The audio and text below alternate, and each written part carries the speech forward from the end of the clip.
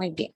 El día de hoy nos toca ver la clase de APS o Atención Primaria en Salud. Y vamos a poder ver desde la concepción de la misma hasta las actualizaciones de la APS renovada, que es lo que nosotros también vamos a tocar en esta clase. ¿Podemos ver la presentación? Sí, doctora. Excelente. Como sabemos, este mes sigue siendo el mes del servicio. Y dice, si queremos un mundo de paz y de justicia, hay que poner decididamente la inteligencia al servicio del amor. Anthony de Saint-Exupéry, que es el escritor del Principito, ¿verdad? Y el día de hoy vamos a ver Atención Primaria en Salud o conocida APS.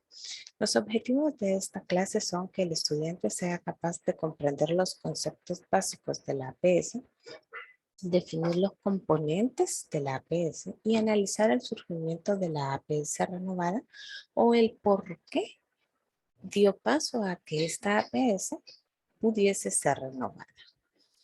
Entonces vamos a estudiar un poquito de la APS como fundamento en la reforma de salud salvadoreña.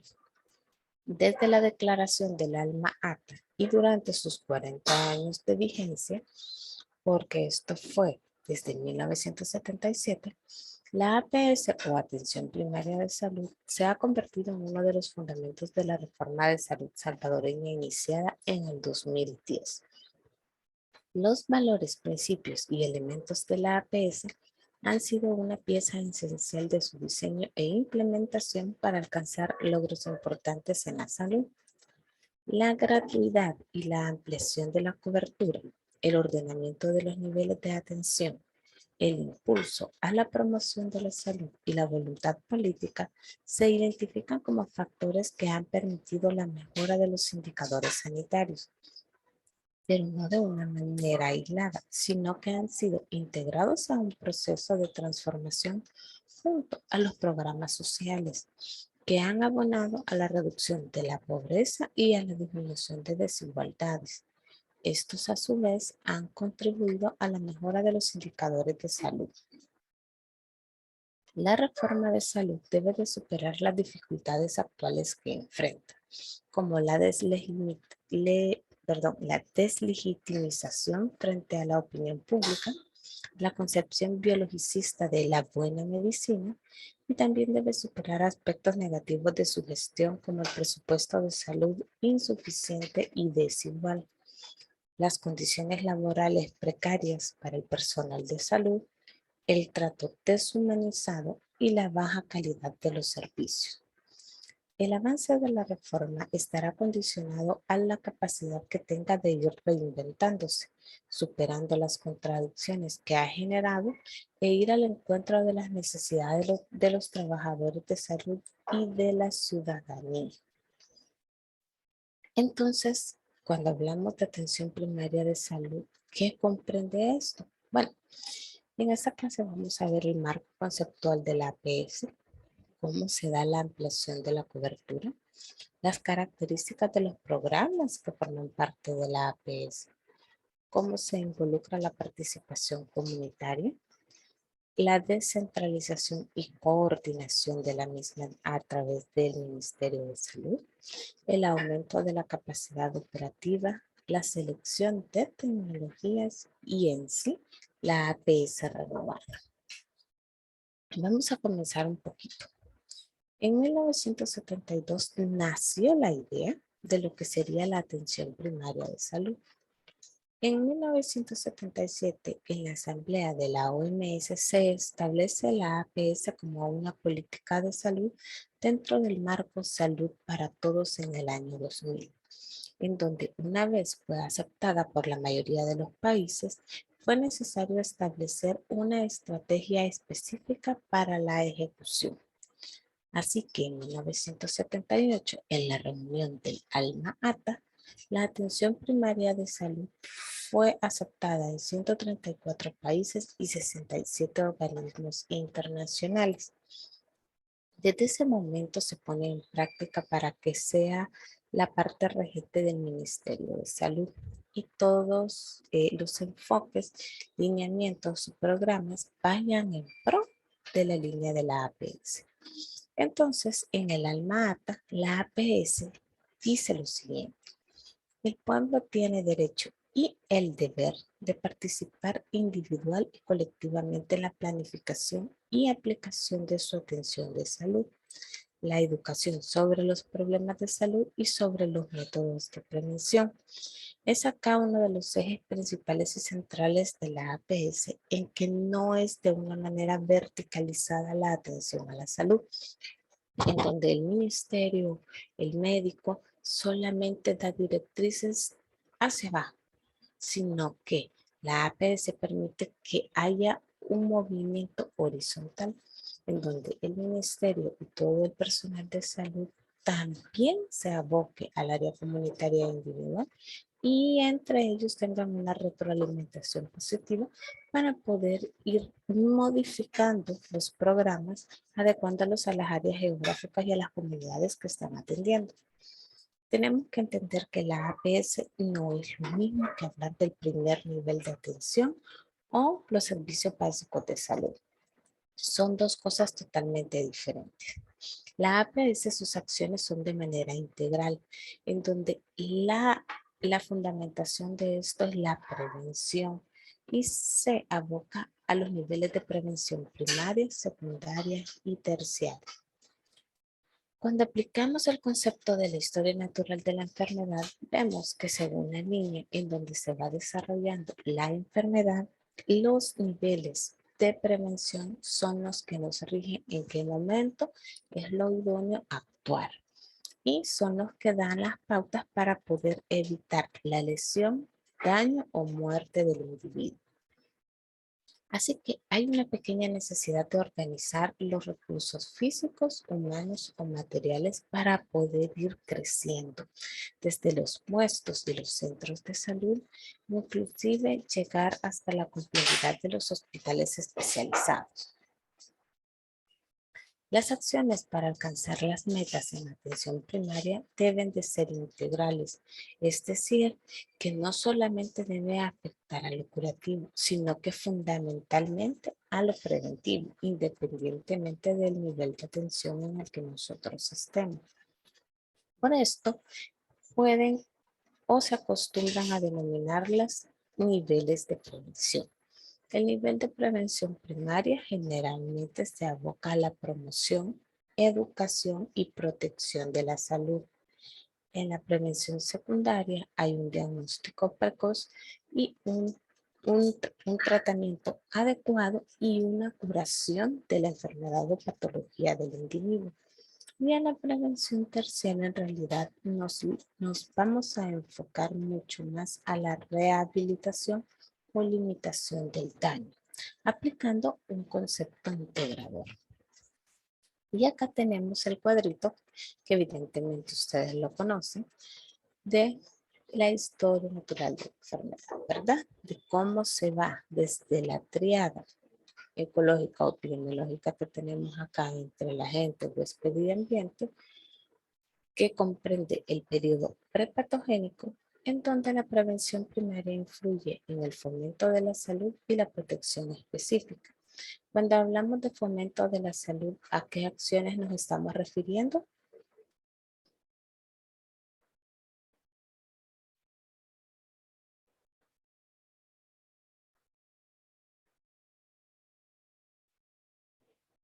A ver, Nelson Martínez.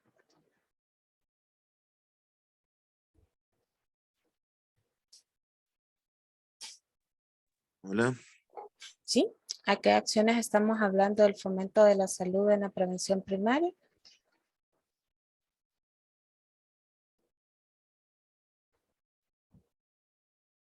Ok, A la Doctora, prevención, doctora.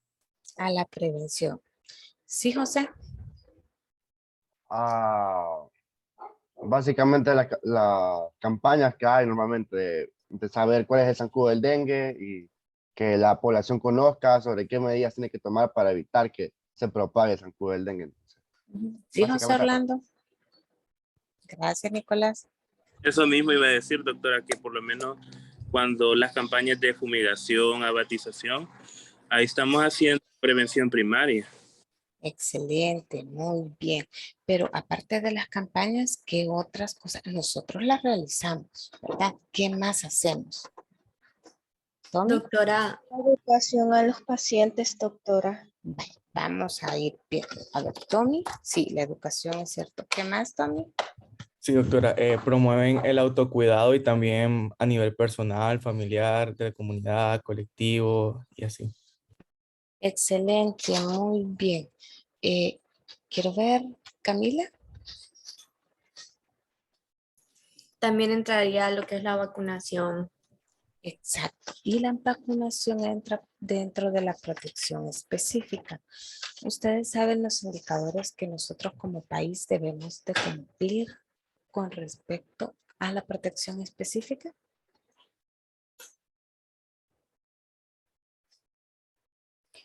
Parte de los acuerdos de los objetivos del desarrollo del milenio, de los objetivos del desarrollo en sí, es que debe de haber un 100% de vacunación a los niños menores de 1 año y el 100% de vacunación para las mujeres embarazadas. Y la mayor cantidad de porcentaje de vacunación en el adulto mayor. Entonces, estas dos acciones, estas dos áreas, tanto el fomento de la salud, que incluye la educación y la promoción, y la protección específica realizando vacunación, son importantes y son como el pilar fundamental para poder evitar que la enfermedad pueda seguir su curso, su desarrollo y realizar una lesión, un daño que sea permanente o inclusive que nos pueda llevar a la muerte. Muy bien, gracias. Continuamos. Ahora, cuando decimos que el desarrollo de la enfermedad es inevitable, dado que la tríada ecológica se dio y se puso cada uno de los elementos en contacto para producir la enfermedad, comienza a haber un periodo de latencia de una enfermedad infecciosa. Y este es que empieza a avanzar a realizar cambios tisulares dentro del organismo, los cuales muchas veces nosotros no podemos detectar, pues son demasiado inespecíficos. Así que empiezan a ver o el paciente empieza a notar que hay cambios, empiezan a presentar síntomas y signos, los cuales muchas veces permiten que puedan llegar a la consulta y nosotros poder evidenciarlo. Muchas veces esos pacientes se automedican, como tenemos la costumbre de realizar en nuestro país, para quitarnos alguno de los síntomas o signos. Pero el problema es que si nosotros no venimos y damos con esta presentación de signos y síntomas un diagnóstico precoz y un tratamiento adecuado, entonces el paciente puede llegar a complicarse y a tener una lesión o daño. Es acá donde la prevención secundaria entra en acción. El diagnóstico precoz y el tratamiento inmediato son muy importantes. Y si no logramos entrar en esta etapa, nuestro objetivo siguiente primordial sería la limitación del daño. ¿Por qué? Porque al haber una lesión que en realidad pueda impedir la calidad de vida del paciente o del individuo, nos permite tener que llegar y utilizar la prevención terciaria, que es la rehabilitación. Cada uno de estos pasos que vamos viendo en la escalera, lo que necesitamos es evitar llegar al defecto o daño, y de acá estamos a una parte o a un paso de la muerte o de que esta enfermedad se convierta en un estado crónico. Se comenzó en una fase aguda, ¿verdad?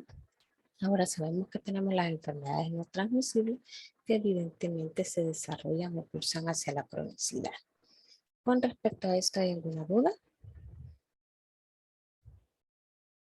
¿No? Muy bien. No, Sigamos. Entonces, la APS tiene una definición y este concepto es muy importante dado que incluye palabras e incluye datos que caracterizan a la APS en su concepto muy diferente de cualquier otro concepto que nosotros vamos a ver en medicina.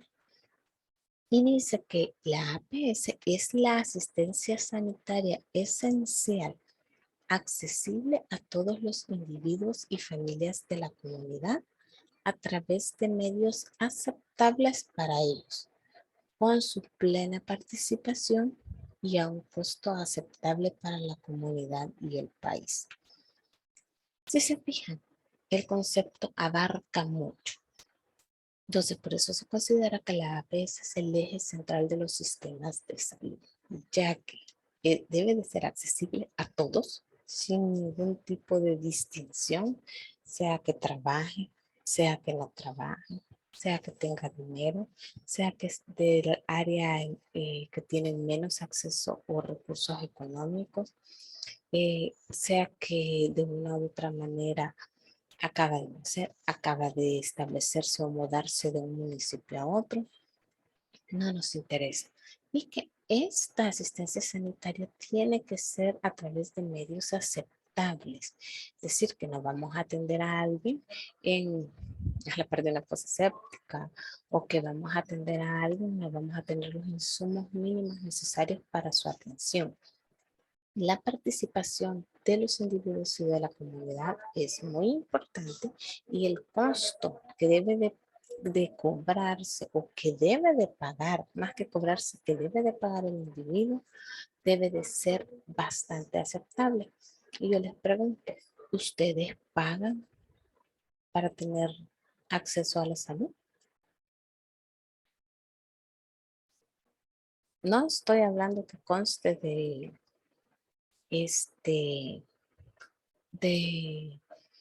los seguros médicos que dan las aseguranzas, las privadas, o los seguros médicos que se contratan, por ejemplo, para estar en la universidad.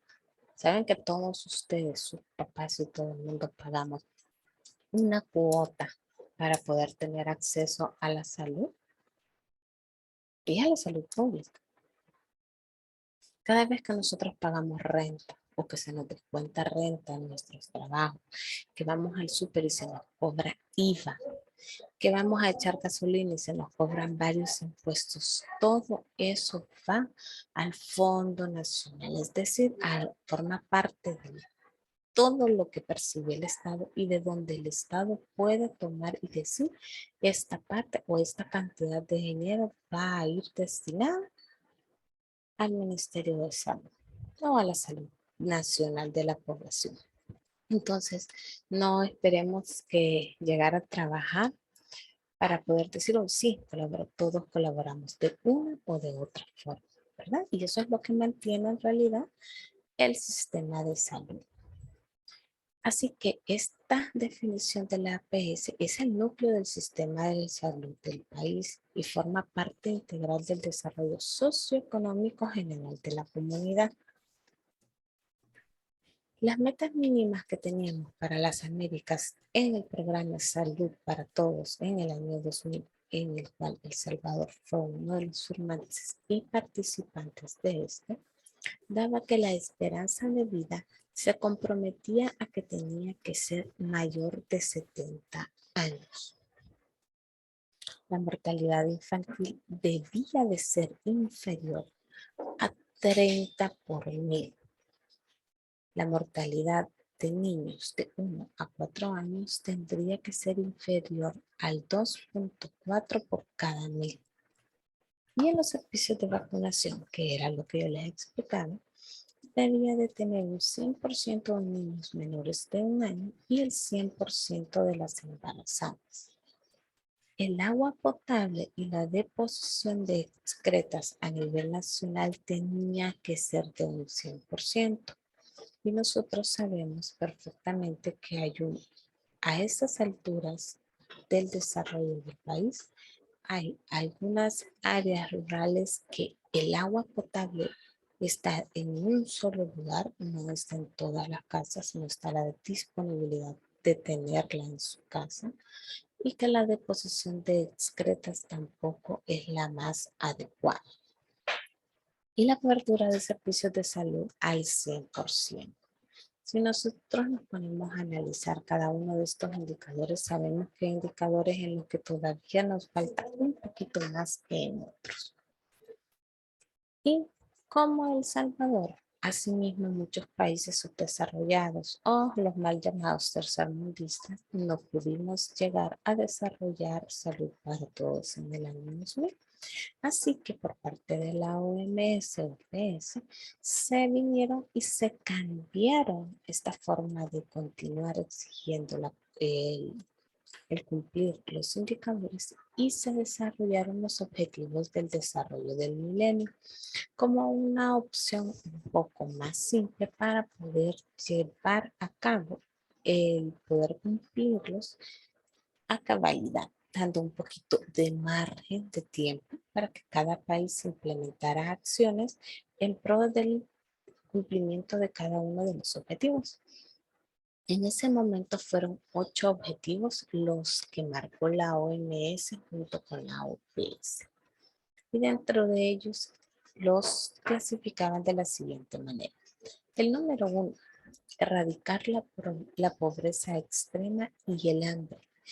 Todo esto lo estamos hablando a nivel nacional de cada país. Número 2, la educación básica para todos, es decir, que más del 80% de la población tenía que haber terminado su educación básica o debería de haber cursado su educación básica. El objetivo número 3, la igualdad de oportunidades para el hombre y la mujer, pero no hablan solamente de igualdad de oportunidades, sino que también de poder acceder económicamente en igualdad a los salarios. Reducir la mortalidad infantil, mejorar la salud en la maternidad, el avance que hay en la vacunación y en la el avance en la lucha contra el VIH y otras enfermedades de importancia nacional y mundial. Asimismo, las enfermedades que estaban incluidas acá eran la tuberculosis, enfermedades infecciosas emergentes y reemergentes, y sobre todo aquellas enfermedades que de repente volvieron a presentarse a nivel mundial que antes fueron erradicadas. Asimismo, asegurar el medio ambiente sano y seguro y lograr una sociedad global para el desarrollo. Se dio tiempo para que los objetivos del desarrollo del milenio fueran puestos en cada una de las políticas de salud de los gobiernos y fueran llevados a cabo, pero no logramos tampoco alcanzarlas y cumplirlas a cabalidad. Así que entonces la OMS y la OPS dieron un cambio y desarrollaron los objetivos del desarrollo sostenible. Esos objetivos fueron un poquito modificados, pero la base fueron los objetivos del desarrollo del milenio y vieron que con el cambio que hubo, el crecimiento a nivel mundial y los avances tanto tecnológicos como humanos fueron cambiando. Entonces se desarrollaron 17 objetivos del desarrollo sostenible, en donde pudimos incluir y separar algunos que estaban juntos dentro del milenio. Y acá les tengo. Esta es la nueva agenda que la ONU está llevando y que es mucho más extensa que los objetivos del milenio. Pero, ¿qué es lo que vemos nosotros que sea bastante parecido o cuáles son las diferencias en las que nosotros en realidad estamos viendo? En el caso del objetivo 1, que era erradicar la pobreza y el hambre, podemos determinar que se hicieron 2 objetivos del. Ahora, con respecto a la salud, no solamente nos vamos hacia la salud de los infantes y de las embarazadas, sino que incluimos al 100% de la población en este objetivo, que es buena salud. La educación de calidad. Ya no estamos hablando solamente de tener una educación básica, sino que estamos hablando de que dicha educación en cada uno de los niveles sea de calidad. que deba de haber igualdad de género. Ya no estamos diciendo o nos referimos solamente al sexo biológico, sino que nos estamos refiriendo a que haya una igualdad de género según su preferencia o sus opciones. Asimismo, el agua potable y saneamiento debe estar disponible para el 100% de la población. Empezamos a incorporar el uso de las energías renovables para poder de esta manera disminuir la contaminación que estamos realizando a nivel del mundo. Asimismo, poder ir aumentando con los conocimientos, con los equipos, cada uno de ellos. La innovación de la infraestructura, tanto en hospitales, en los ministerios y en todas las áreas que los gobiernos están desarrollando. La reducción de la desigualdad, y no hablamos solo de hombres y mujeres, sino que a todo nivel, que incluye también la parte económica. Es decir, que los pobres no sigan siendo más pobres, ni los ricos sigan siendo más ricos, sino que esa desigualdad es crear oportunidades para que todos podamos acceder. Y así cada uno de los objetivos que va poniéndose. Pero incluimos unos más importantes en los que tienen que ver con el medio ambiente. Más que todo la lucha contra el cambio climático, que es uno de los fuertes aún en nuestra época, con acciones que tanto la OMS, la OPS y cada uno de los organismos internacionales tiene dentro del desarrollo de sus agendas, ¿verdad? Ya que esto nos permite retrasar los cambios climáticos que estamos viendo en el mundo, tanto en lugares que antes no llovía, hoy hay inundaciones, en los lugares en donde llovía mucho, hoy hay sequía, y los cambios que podemos ir haciendo con respecto también a los tipos de desastres que quizás nosotros ayudamos a provocar. Asimismo, cuidar la flora, fauna, la diversidad acuática y terrestre y los parques. Y cada uno de ellos la interrelación, ¿verdad? Entonces, cuando hablamos del marco conceptual de la APS, existen 3 tipos de programas en las cuales se basa el ministerio para poder ejercer y cumplir a cabalidad cada uno de los objetivos que se han propuesto. Tiene los programas para poblaciones especiales, y esas poblaciones especiales son las madres, ¿verdad? Estamos hablando más que todo de las embarazadas, los infantes o los niños menores de 10 años, las personas trabajadoras, independientemente sea del sector formal o informal, los adultos mayores y las personas que sufren algún tipo de incapacidad física, mental o intelectual. También tenemos los programas que nos van a servir para la salud de manera general en la población. Y estas tienen que ver en el marco de la nutrición, de la salud bucal, de la salud mental, la prevención de accidentes y sobre todo el saneamiento ambiental. Y también desarrollar programas de prevención, protección y control de enfermedades. Y estos programas están desarrollados dentro de los niveles de prevención y de atención que nosotros utilizamos en el Ministerio de Salud. Entonces, la APS dentro del marco conceptual tiene ciertas características que las vimos en su concepto y que son la básica y la diferencia, como les decíamos, que no era igual que el nivel de atención primaria.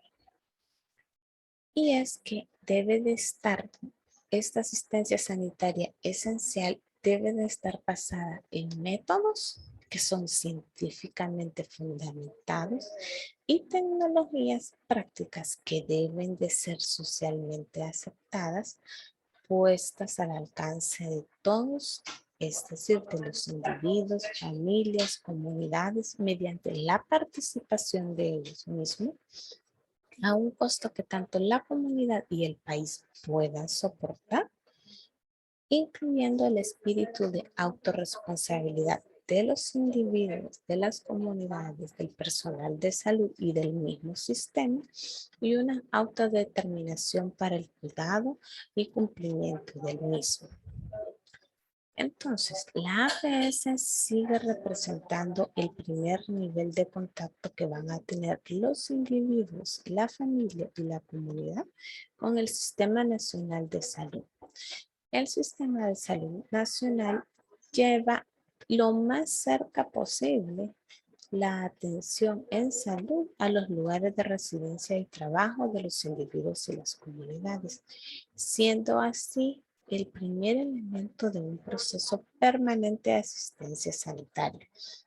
Aunque sabemos que hay todavía mucha labor por delante y que debemos de ampliar la cobertura con las unidades de salud, también estamos conscientes que desde hace 40 años a la actualidad ha habido un avance bastante considerable. Cuando nosotros decimos esta ampliación en la cobertura de los servicios de salud, y aunque sí, la APS dentro de su concepto abarca a toda la población, y la realidad es que nos obliga a llevar esto así en el primer término, donde las necesidades básicas más que todo de los sectores pobres o excluidos tiene especial atención, pero no solo se refiere a ellos, sino que se refiere a que la cobertura debe de estar hecha por programas y actividades de salud para toda la población, así como debe de haber una cobertura geográfica de dichos servicios de salud. Y con ambos pilares es que nosotros vamos a realizar la ampliación de la cobertura de los servicios de salud. Pero ¿qué entendemos por cobertura? Cuando hablamos de cobertura podemos tener en mente muchísimas conceptos o utilidades que nosotros le damos a la palabra. Pero en realidad en este caso nos van a interesar solamente dos. La primera, que es la cobertura de los programas y actividades de salud, porque esto nos va a permitir que el porcentaje de la población que recibe dicho servicio, nosotros lo podamos identificar en relación a la población que lo requeriría. Y nos da un dato de cómo los programas están llegando a la población. Y también la cobertura geográfica o poblacional de los servicios de salud. Y esta nos va a dar los datos de cómo en realidad de manera teórica la población tiene acceso a cada uno de ellos. Y a la larga nos permite saber si la APS está fundamentada y se está cumpliendo como debe de ser el eje central de la salud de El Salvador. Con la ampliación de la cobertura tiene diferentes dependencias que nos permiten que la podamos realizar, ¿no? Y dentro de estas está mejorar el acceso y la utilización de los servicios de salud. Con eso decimos que el acceso sea para todas las personas, tanto con discapacidad o no, ya sea física, auditiva, visual, táctil, etc. Aumentar la disponibilidad relativa de recursos. Cuando hablamos de ampliación de cobertura no es empezar a construir o a llevar las unidades de salud a cualquier parte del país, es decir, ahí está la unidad de salud, ahí pueden llegar, sino que también al aumentar la infraestructura de dichos lugares, tengamos acceso a los recursos humanos en salud para que esta unidades de salud puedan mantenerse funcionando en los horarios establecidos que necesita la población. Asimismo, debemos de poner en operación un sistema técnico y administrativo que responda a las necesidades y aspiraciones de la población. Es decir, que aunque esté la unidad de salud, esta debe de incorporar las necesidades perceptibles, palpables, que la población llega y manifiesta para que de la mano ambos sectores puedan trabajar en pro de la mejora de la salud de las comunidades. Así que el acceso dependerá de tres factores principales. La primera de ellas es que la oferta deberá ser sostenida y regular de los servicios, con recursos al alcance de las comunidades. Asimismo, el ajuste de los servicios para adaptar a cada uno a los problemas y necesidades de salud en la población. Aunque los lineamientos sean generales y a nivel nacional, nosotros podemos realizar ciertas modificaciones para poder incluir estos problemas o necesidades sentidos y palpables por la población en el lugar en el que nosotros estamos dando la atención. Y así también la aceptación y participación en los servicios por parte de las comunidades. Entonces, esto nos da una identificación de la utilización real que le están dando los individuos y las comunidades a la ampliación de la cobertura de los servicios de salud. Recordemos que cuando decimos ampliación de cobertura de los servicios de salud, esto abarca a toda la población. Debemos de tener equidad a los accesos de salud, es decir, que nosotros le damos a la población en base a sus necesidades la atención que merece. Y eso también implica extender o ampliar la cobertura de los servicios de salud. Y no hablamos solamente del recurso humano, sino que hablamos del recurso tecnológico e inclusive de especialistas que nos puedan apoyar. Algunas características generales de los programas en la estrategia de la APS son: garantizar el acceso de toda la población a los servicios de salud esencial, es decir, que debemos de establecer prioridades. Dentro de los 100 problemas que pueda tener la comunidad, tenemos que establecer prioridades para ir resolviendo. El contenido de los programas. Debemos de tener en cuenta que los lineamientos y los programas ya están establecidos por el ente rector, que es el Ministerio de Salud, y que éstas deben de cumplirse. Pero nosotros también aportamos nuestro granito de arena y podemos incluir las actividades de prevención y promoción mientras vamos desarrollando los lineamientos y los procedimientos establecidos con respecto a la curación y a la rehabilitación de las enfermedades. Asimismo, dentro de eso deben de figurar la universalidad.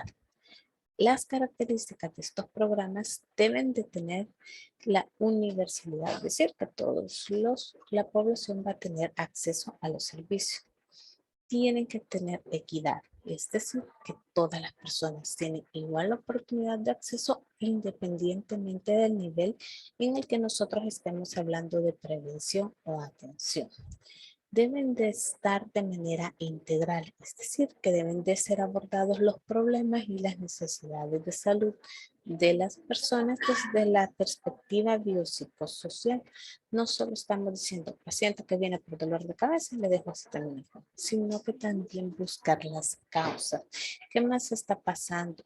Dejar chequeos de rutina, estar pendientes de cada uno de los problemas o necesidades dichas o no dichas por la población. Pero muchas veces nosotros en las visitas comunitarias o domiciliarias podemos identificar.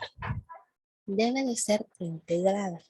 Deben de asumir que los procesos de atención sanitaria deben ser contemplados de forma constante y estos deben de coordinar actuaciones en el área de prevención y curación. Debe de haber una participación comunitaria activa y sobre todo constante para poder enfocar la atención de las necesidades y los problemas de salud desde una perspectiva personal, familiar, colectiva o comunitaria. Esta debe de ser continua y longitudinal, es decir, que el desarrollo de las actividades deben de estar a lo largo de toda la vida de la persona. Y esto debe de ejercerse en los diferentes lugares en donde el individuo vive o trabaja. Debe de tener también un análisis y selección de elementos del programa para satisfacer las necesidades prioritarias que hemos identificado. desarrollar los programas de manera que las atenciones prioritarias, los recursos y los servicios se tengan que reforzar mutuamente, no compitiendo entre sí por la obtención de ciertos recursos, sino que tratando de distribuirlos lo más equitativamente posible. Y tenemos la APS selectiva. En realidad, la APS selectiva tiene 4 funciones que le identifican. Y es un programa ampliado de inmunizaciones, el control de enfermedades endémicas, los cuidados nutricionales y sobre todo la educación para la salud. Cuando hablamos de educación para la salud, incluimos también la promoción. Con respecto a la APS selectiva, este es un enfoque que se da principalmente en los países subdesarrollados y tiene un especial énfasis en un conjunto de actividades específicas de los servicios de salud que generalmente está dirigida a los sectores empobrecidos de la población. Mientras que cuando nosotros decimos de la APS en Europa y los países industrializados, el enfoque que ellos le dan es hacia la atención primaria. Y aunque no es lo mismo, ellos la utilizan más que todo en la atención primaria de salud, ya que esto da un nivel de atención de un sistema con los diferentes servicios de salud. Ahora, según el ALMATA, la atención primaria de salud integral, esta es la estrategia de organización de los sistemas de atención de salud y de la sociedad para realizar la promoción de la salud. Pero si lo vemos desde un enfoque de salud y derechos humanos, la APS es una filosofía que se impregna principalmente en el factor social y de la salud, sin incorporarse en los otros sectores. Pero más que todo, sigue siendo la estrategia y los lineamientos para la salud a nivel de las poblaciones. Estos son los 8 elementos básicos que tiene la APS, o de los cuales la APS sigue o se encarga de que sus lineamientos y procedimientos estén incluidos en estos elementos básicos.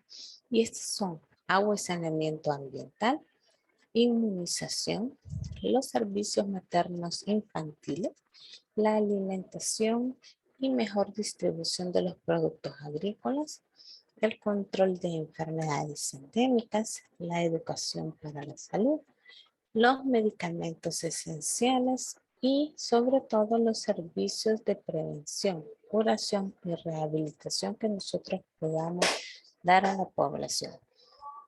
Si se fijan estos 8 elementos, prácticamente el Ministerio de Salud de El Salvador los cumple dentro de los lineamientos y procedimientos que tienen establecidos en cada una de las unidades de salud, Fosalud, su base, a nivel de país. Pero, ¿qué pasa con la participación comunitaria? Este cambio fundamental implícito dentro de la APS, en donde la comunidad y los individuos dejan de ser objeto de atención, o sea que nosotros realizamos los lineamientos y se los damos, deja de ser, y es donde ellos se convierten en actores que no solamente conocen y participan de estos objetos, sino que también se convierten en tomadores de decisiones de su propia salud, asumiendo de manera responsable y específica ante los cambios que podamos realizar en pro de la salud. Muchas veces la participación comunitaria se ve influenciada o quizás con ciertos obstáculos en dependencia del lugar en donde nosotros estemos y de ciertos factores propios de la comunidad y de los individuos. Estos pueden ser factores ideológicos, simple y sencillamente porque no quiero hacer esto, no me parece, no lo hago, ni siquiera lo termino de escuchar, no aporto, desde que llega es no, no, no, no. Los factores políticos, bueno, simple y sencillamente yo soy de X partido y los que vienen son del otro partido contrario y somos enemigos acérrimos aparte. Y eso entorpece en realidad la participación comunitaria. Los factores sociales. También muchas veces tiene que ver la forma en que nos dirigimos a la población y la manera en que ellos se identifican con quienes forman parte de la discusión con los individuos. Y los factores culturales propios de cada una de las comunidades o de los lugares en donde están los individuos.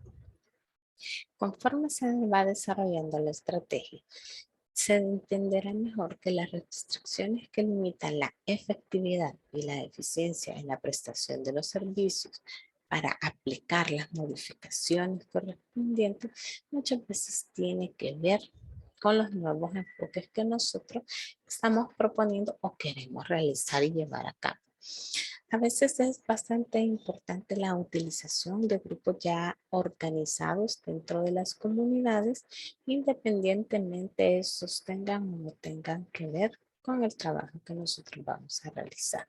Podemos, si tienen una directiva de vecinos, podemos trabajar con ellos, sindicatos, que tengan alguna cooperativa o que tengan grupos de mujeres para realizar o de mujeres emprendedoras, de emprendedores, o sea, cualquier organización que ya tenga previamente establecidas funciones y las personas que participan en la toma de decisiones o inclusive líderes y lideresas que puedan participar dentro de la religión y que sean influyentes para la comunidad.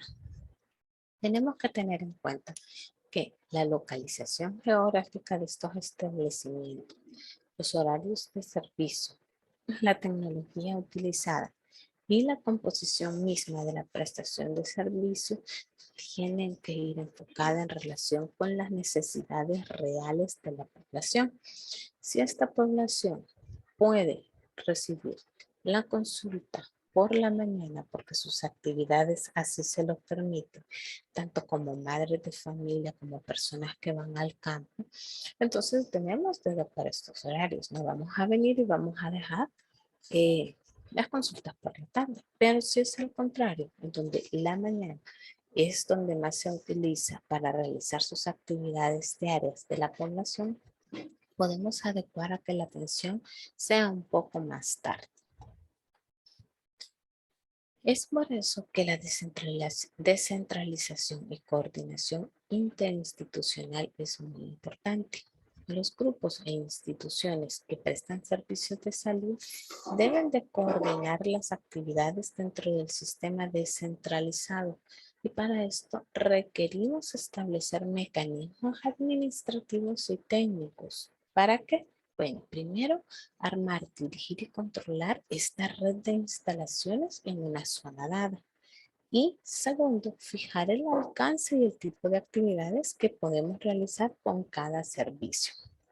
Es decir, que debemos diversificar las actividades que debemos de realizar en primera línea. Debemos de concentrar los servicios más especializados necesarios y cada sector debe analizar la cobertura que es capaz de dar, esa cobertura real, según las necesidades locales, regionales y nacionales que pueden tener.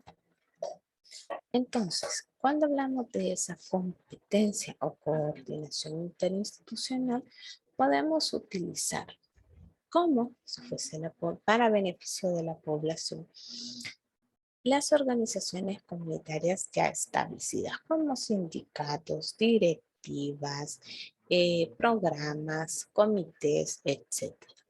Con parte del Ministerio de Salud Pública, con los centros ya sea promotores, médicos que hacen trabajo comunitario, las enfermeras, etc. Con el MINED, el Ministerio de Educación, en dependencia de las áreas que contengan también con los trabajadores de Educo o del área materno-infantil que también están desplazadas a nivel nacional. Las misiones religiosas, independientemente a nosotros profesemos o no esa religión, podemos realizar contacto y coordinaciones con estas misiones religiosas en pro de la comunidad, en especial cuando son internacionales y la ayuda es muchísimo más efectiva y real. Inclusive con el Instituto Salvadoreño del Seguro Social, cuando dentro de nuestra área geográfica y comunitaria también tenemos personal del sector formal del trabajo. El aumento de la capacidad operativa del sistema y de los servicios de salud. Debemos reformar la gestión administrativa de los servicios, necesidad de superar restricciones estructurales como la mejoría de la relación entre la eficacia y la eficiencia. La eficacia es la medida por su capacidad de resolver una necesidad, mientras que la eficiencia está dada por el máximo rendimiento de los recursos empleados a un menor costo. Aunque son similares, no significan lo mismo. También debemos de haber una definición de los niveles de atención. Es decir, que debe de haber un enfoque funcional en donde tomamos en cuenta la perspectiva de la comunidad y de las necesidades y recursos con los que cuenta.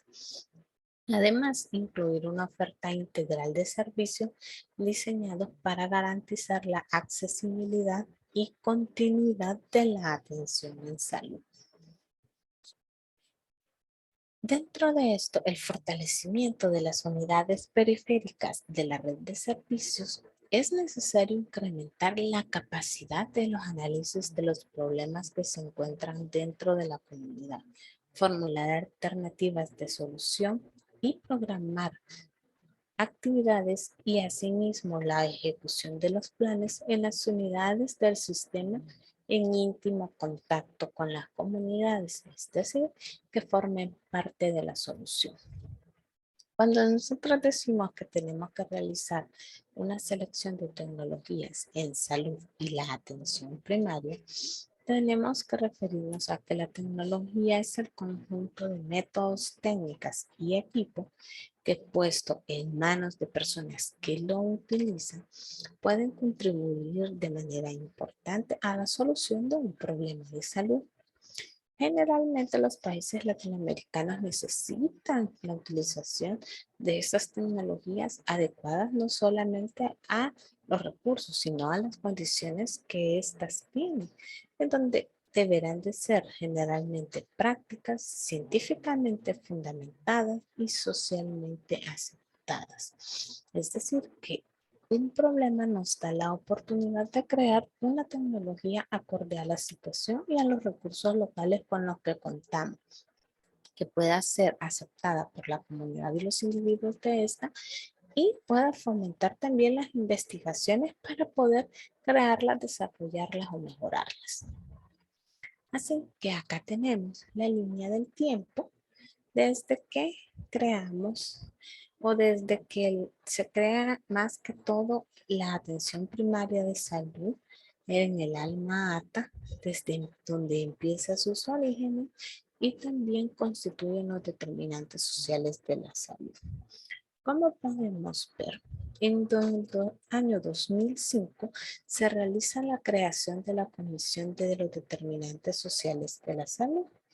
Y esto ayuda y es muy importante también para la APS. A partir del año 2007 se empieza a realizar la renovación de la APS, que es un documento entregado o presentado por la OMS-OPS, que al final parte de este documento o de los objetivos que persiguen es subsanar las inequidades y desigualdades que se presentan en salud en la población. Entonces, ¿por qué queremos renovar la APS?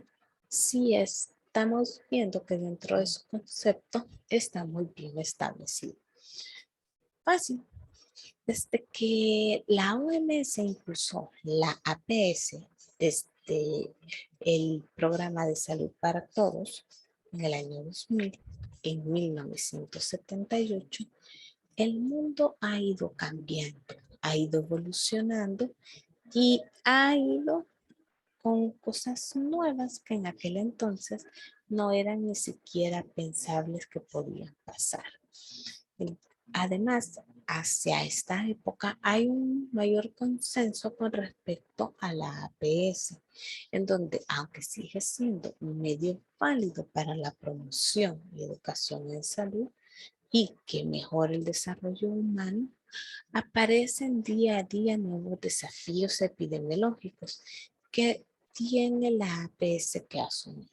Así que con el cambio constante y la aceptación de estos retos y desafíos, la APS tiene que ir renovada en pro de estas necesidades para de esta manera corregir las debilidades e inconsistencias que tienen algunos enfoques que antes eran ampliamente divergentes, pero hoy que necesitamos ir poco a poco cerrando las brechas. El desarrollo de los nuevos conocimientos, las tecnologías, los instrumentos y sobre todo la mejora en las prácticas pueden ser asimilados para en realidad aumentar la efectividad de la APS. Tenemos que reconocer que la APS crece y es una herramienta que fortalece la capacidad de la sociedad para ir haciendo una reducción en las inequidades de salud y que esta condición especial para poder lograr los compromisos de la Declaración del Milenio puede permitirnos afrontar los determinantes sociales de la salud, alcanzando de esta manera el nivel más alto de salud posible para cada una de las personas. Así que la renovación de la APS se va a situar en tres grandes círculos, siendo el eje central y quizás el más importante, los valores de los cuales va a originar cada uno de estos círculos. Y el primer círculo, el más pequeño, tiene los valores y conforman los valores con los cuales la renovación de la APS tiene íntimo resultado y es el derecho al mayor nivel de salud posible para cada persona, la equidad y la solidaridad. Esto da origen a la segunda rueda. La segunda rueda tiene los principios de la renovación de la APS. Este va a responder a las necesidades de la salud de la población, a la orientación hacia la calidad, a poder tener una responsabilidad y una rendición de cuenta de los gobiernos para con la población, una justicia social, una sostenibilidad, una participación individual y comunitaria, así también como la coordinación con otros sectores, es decir, la intersectorialidad. Todo esto siempre basado en los valores que están en el eje central de la renovación de la APS, pero en su rueda más externa tenemos a los elementos que van dando y que conforman junto con lo anterior establecido la renovación. Y es decir que hay una cobertura y acceso universal, que es el primer contacto que tiene el individuo y la comunidad con el sistema de salud. La atención que debe de ser integral, integrada y continua. La orientación familiar y comunitaria tiene énfasis tanto en la promoción y prevención en salud, los cuidados apropiados para cada individuo y su situación, tanto individual como comunitaria, los mecanismos de participación activa por parte de ellos, debe de tener un marco político, legal e institucional sólido que lo respalda y que sobre todo dé económicamente los recursos para poder seguirse implementando. Asimismo, debe de haber políticas y programas pro equidad, organización y gestión óptima de todos sus recursos, tanto materiales, humanos, infraestructura. Los recursos humanos deben ser adecuados con una constante capacitación. Los recursos deben ser adecuados y sostenibles en el tiempo y en los horarios. Y las acciones intersectoriales que se puedan realizar desde el nivel comunitario hasta el nivel grande con otras organizaciones o con parte del Estado, ¿verdad? Así que todas estas tres ruedas en conjunto y una teniendo contacto con la otra nos permitió realizar la renovación de la ABS. Es decir, que vamos puntualmente tratando y no dejando brechas o lugares que no podamos ir analizando, pero sobre todo resolviendo y poniendo en práctica como el eje central de la salud. Así que si lo queremos ver no en una rueda, sino que en una pirámide, podemos ver que la renovación de la APS tiene sus elementos fundamentales como la base de la pirámide, que esta es la base estructural y funcional de la misma. Los principios serían la base para las políticas de salud, legislación, evaluación, generación y la asignación de los recursos.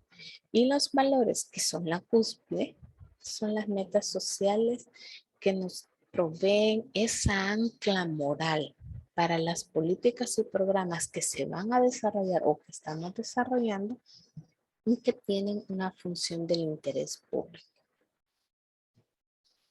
Entonces, podemos concluir que la APS no puede verse exclusivamente como el desarrollo de servicios básicos de salud, sino que en realidad como la movilización, distribución de todos los recursos disponibles del país para responder a necesidades de toda la población, siempre con ese espíritu de equidad y justicia social.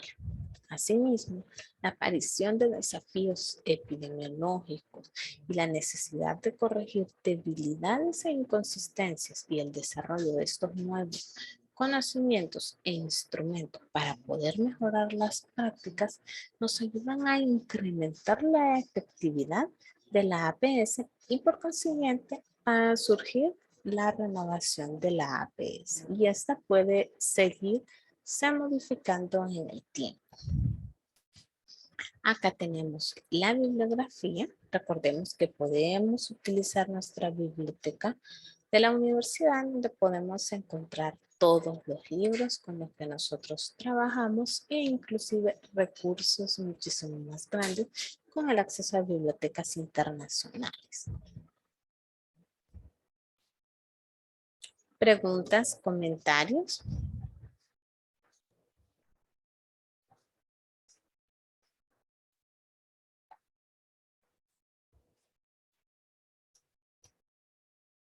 ¿Ninguno?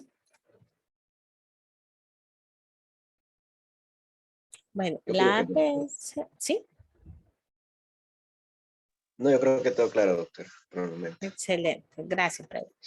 Fíjense, la APS en realidad no es algo nuevo, es algo que ustedes ya han visto, quizás ahora con un poquito más de profundidad, ya que a medida que ustedes van aumentando en sus estudios, también la información aumenta.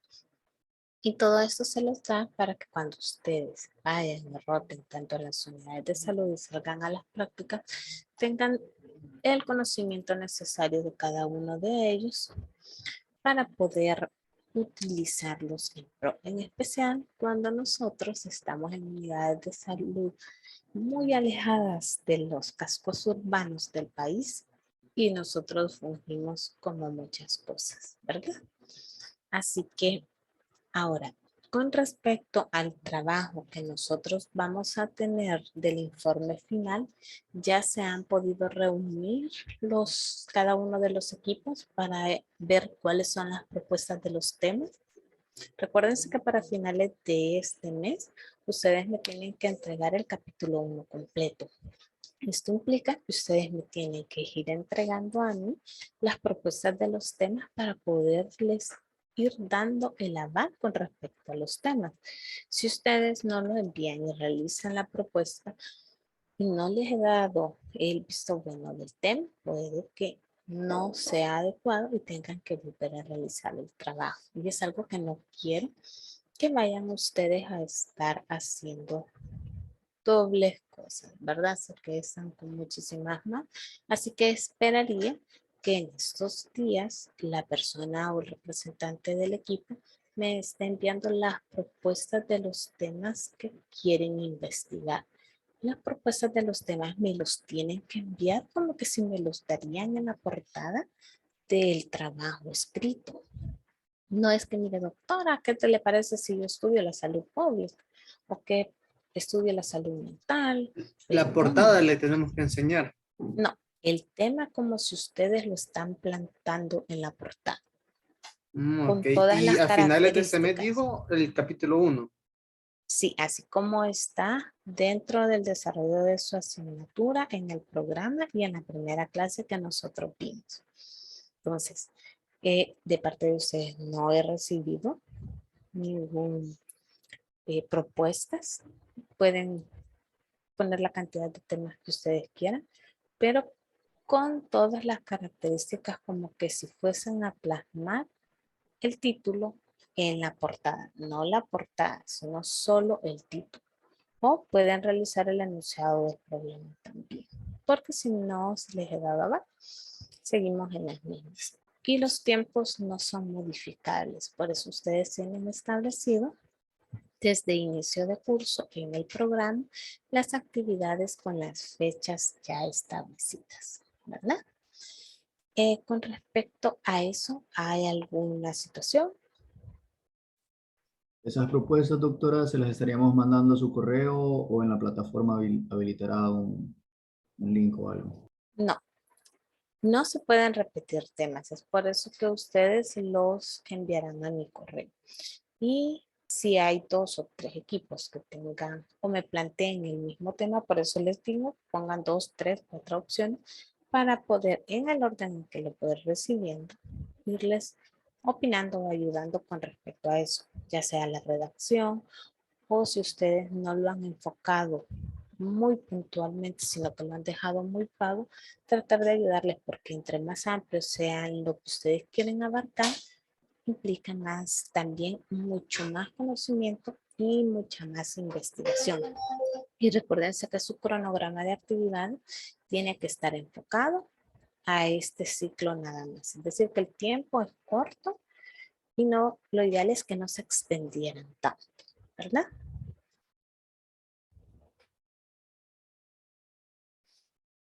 ¿Alguna otra pregunta? Bueno, entonces voy a hacer las personas que no estaban o no las escuché, el pase de lista para ver si ya están acá. Karen Burgos. Ok. Rebeca Figueroa.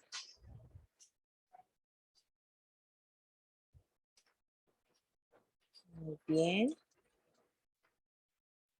Ya la vi, Rebeca. No se escucha, pero ya la vi.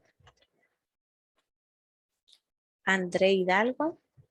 Aquí, doctora. Nelson Martínez. Presente.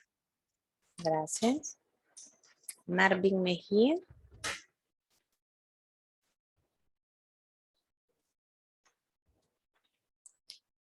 Natalia Méndez. Ah, no, perdón. Sí, Natalia, aquí está. No se preocupe. Mario Piche. Presente.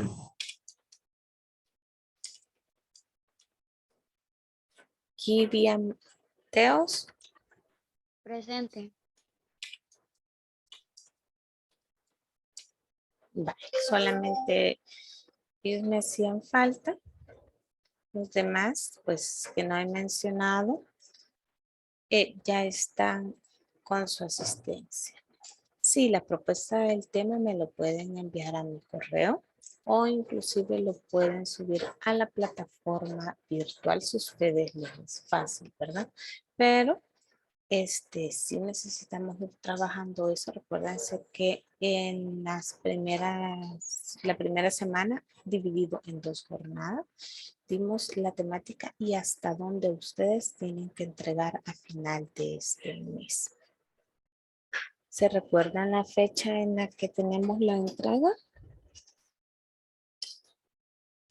Jueves 28.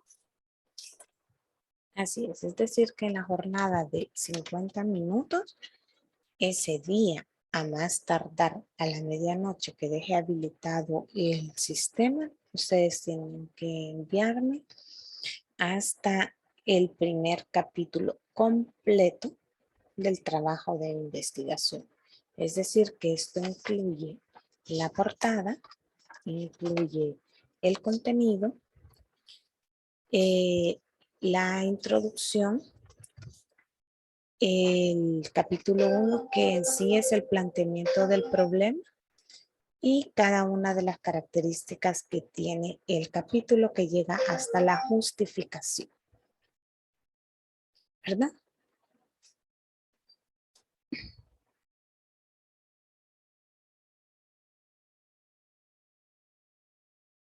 Disculpe, ¿qué apellido es, Astrid?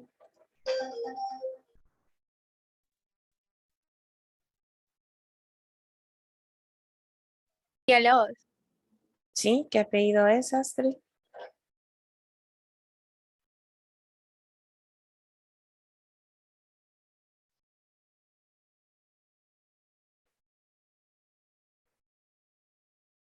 Ok. Ella es Villalobos Villatoro, doctora. Creo que le está fallando el micrófono. Sí, ya tiene la asistencia, no se preocupe.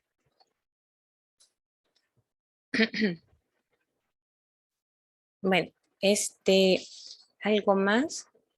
¿Alguna otra pregunta o algo?